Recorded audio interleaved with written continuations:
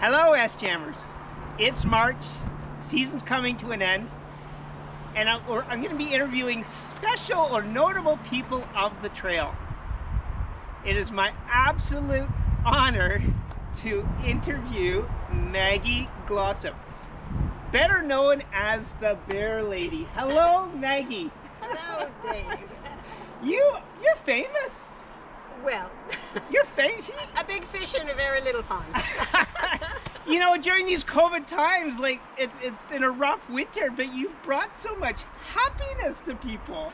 My goodness. It's been a pleasure. I've brought happiness to me too. Oh. And sanity.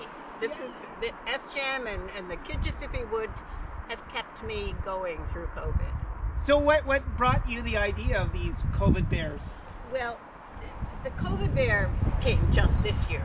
I have been making bears on this trail ever since Groomer Peter opened it up. Your brother? My brother, Groomer Peter. Yeah. Who decided that the trail needed a mascot about 4 years ago. So we built a couple, and it was fun, but that was the end of that. And yeah. I've done it other years, but no year has been as good for bear building and bear saving as this year.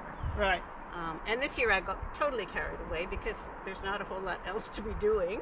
Well, other than outside, making people happy. Yeah, yeah. And the feedback I've been getting has generated more enthusiasm. So now as I walk or ski through the trails, I think, okay, that tree needs a bear next year. Mm. Or up in that little wedge, that would be a good spot for a little guy. Or, right. You know, so it just keeps going and going. You know, this Kitchissippi Woods, it's turning into a very special spot for many people. What was considered scrub land is now animated, and it's a very special spot to many people. If you were a forest manager, for example, how would you steward this land and keep it beautiful as it is today? Okay, well, big question. That's a big question. I love the wildness of the woods. I absolutely cherish it. Yeah. I do acknowledge that with the death of all the ash trees, yeah, the buckthorn have not been our friend. They right. moved in and they turned it into something sort of gnarly and darker than right. it used to be. The sun doesn't penetrate because of the mid-level of the buckthorn. Right. So I would like to clear out at least some of the buckthorn. Some not of it. all of it. Not all of it. It holds a lot of wildlife. It does. Yeah. And that's the other thing I worry about, that if somebody came in and wanted to clear it all and make it into a parkland, there wouldn't be the homes for all of, I mean, I've seen from the smallest little field mouse through the squirrels and ermine, and I took a picture of a beaver, not a beaver, yeah. a porcupine, just 10 minutes ago, on the ground, 5 feet away from yeah. me. So porcupine, there's the coyotes, there's foxes, there's all manner of animals and birds. And owls. I see a lot of owls in the middle of the night. Owls and hawks and the cedar waxwings that are so beautiful. And of course the chickadees. Love the chickadees. Yeah, yeah. And so without all of this, I don't know where they would go.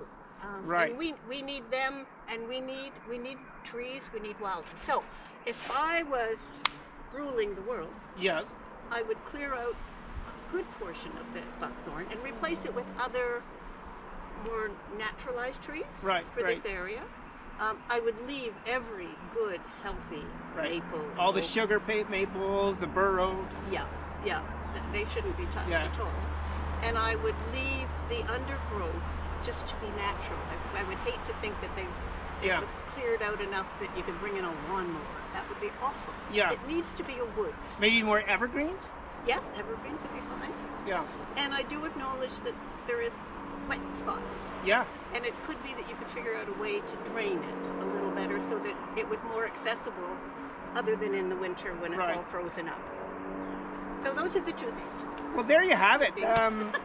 It's a thank you for what you do. It's no. just we have so much fun here. Well, it's my pleasure. Absolute pleasure. See you next winter.